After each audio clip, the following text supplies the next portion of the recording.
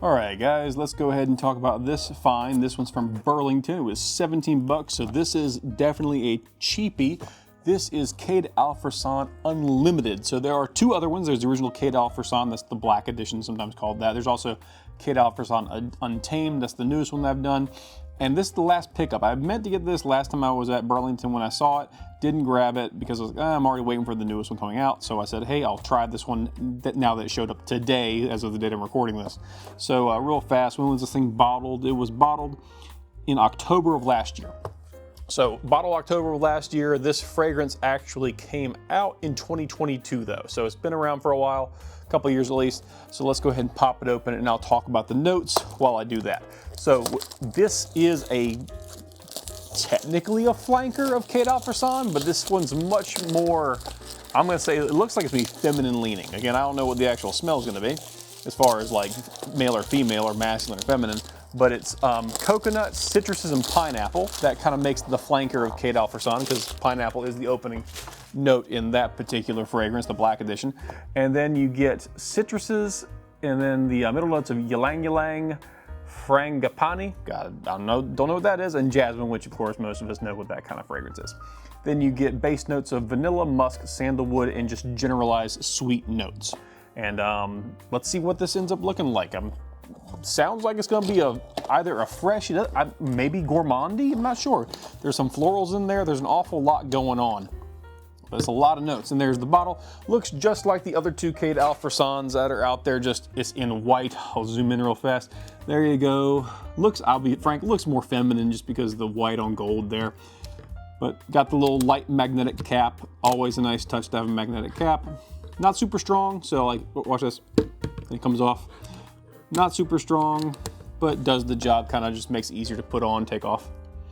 All right, let's zoom out. Let's do a quick spritz. Don't spray my hand. Here we go. And as always, the way I do this, I do first impressions, then I kind of pause the video, then we jump back in a few hours later, or maybe even less time later to get the middle notes and the dry down final notes, so we can do a quick discussion, projection, that kind of discussion going on at the end. All right, there, oh gosh, got it all over my hand, dang it. I'm gonna do it on here as well as on my wrist, just to kind of give an idea what's going on. And that is pina colada. All day long, that's pina colada. All right, so let's do it on my skin just to get full understanding with that flash. All right, cap's back on there. If you like pina colada, then you'll like this. So that's what we're getting here. Imagine pina colada plus flowers. On the skin, the florals come out pretty much immediately, like it's like snap, they're there. You get the ylang-ylang, you get the jasmine. That other random flower, the frangipani, I don't know anything about that particular note, so don't judge me. But yeah, imagine like on paper, it's like straight pina colada. On skin, you get pina colada plus some florals. This is, to me, unless this dry down changes it significantly, this is a female fragrance. I would not, to me, this is not a male fragrance. Unless that dry down really goes heavy on sandalwood or something and it's more musky sandalwoody. Maybe it could be a little more masculine, but this leans, in my opinion, pretty heavily feminine. And nothing wrong with that, I just think it leans more female. Could a man wear this and get away with it? Yes, I could see someone who's gonna go like take a date to a tiki bar on the beach or something. Sure, why not? But as far as like just generalized wearing this just out and about during the spring or summer, no, this is a woman's fragrance. So this is gonna go on my wife's shelf, not my shelf.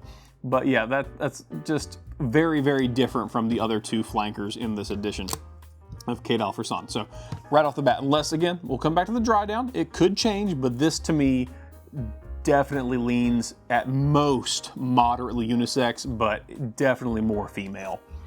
If not just say it's a female perfume outright. It's got a little bit of, it's not listed in the notes, but kind of a laconic feel. That's probably the coconut mixing with like those vanilla notes that kind of occur later on. But yeah, overall, the opening, really like it. I would love my wife to smell like this. I would not be offended at all. Would I want myself, would she want me to smell like this? Maybe not, but we'll see when we get to the dry down. All right, so it's been several hours. The dry downs occurred, and my overall impression is still the same. It's primarily a female fragrance. The dry down gets a little more sandalwoody, a little more vanilla-y. But overall, it's a very nice fragrance. There's nothing wrong with it. I'm just saying this is more of a women's perfume than it is anything unisex. Could a man wear it? Yes. The only time I would wear this as a man would be like we were talking about. It's got to be at least 85. I got to be at the beach. I got to be like at the beach planning to have a drink or two. I got to be like I got to be around people. I could never wear this just because it's hot outside in the summertime. It wouldn't seem appropriate. It's the kind of fragrance where if you're in a crowd of guys or male friends and you walk in, they're gonna say, who smells like perfume? This is gonna be the question you get asked. This is not a men's fragrance overall. There are certain very narrow occasions where I think you could wear this even as a masculine leaning male. But overall, no, this is a woman's fragrance. Now that being said, it's a very nice women's fragrance. It's a nice woman's fragrance for $17. And this was at Burlington. You can find it just as cheap on places like Joma Shop.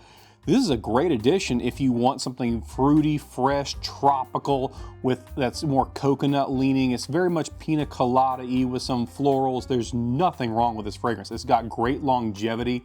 If you want to spray it on thick, you'll get some great projection. You can the sillage is great as well. You can, like, as you're walking by, someone will probably smell you if you put it on like your hair and stuff, ladies, where it'll tend to last longer.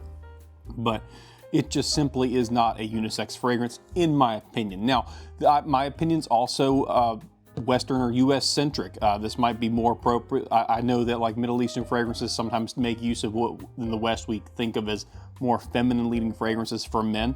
That might be the case here, but inside the US, this is like the only time a man should wear this is like if they're on South Beach at a bar where everyone's wearing flower print Hawaiian style shirts and it's over 85 degrees at night. Like that's kind of what you're looking for here.